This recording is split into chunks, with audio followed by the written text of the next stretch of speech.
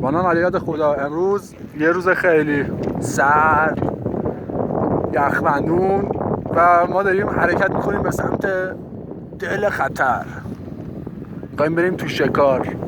اینجا کجاست؟ آلاسکا نیست، اینجا سیبری نیست، اینجا جاهای خارج از ایران نیست، اینجا داخل از ایرانه.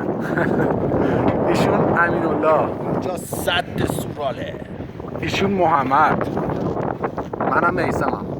ما کجا میخوایم بریم؟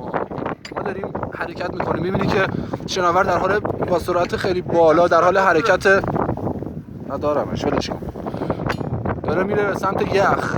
ما داریم میریم به سمت اون که یخ رو بشونیم.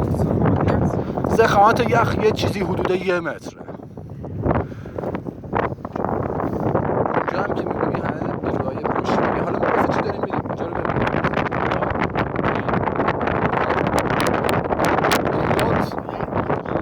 ایمرجنسی. و ما داریم میریم اینجا. برسم برم اونجا برم پایین. عمق 5 متری.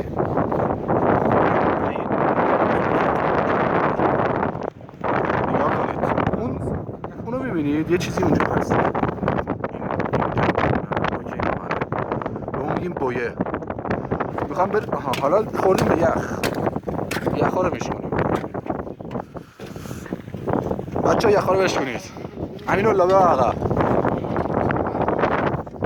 بده من اینم، بده من نره پایین تو. مثلا پایین گیریم.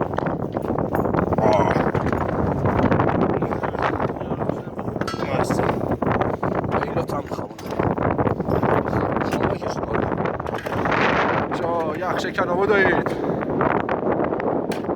ببین کی میخواد بره تو ها؟ کدوم دیوونه ای میخواد بره تو ها الان؟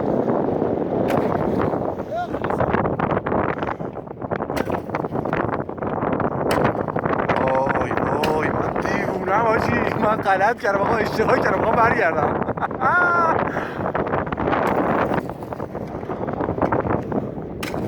آقا دیگه نمیشه برگشت نه؟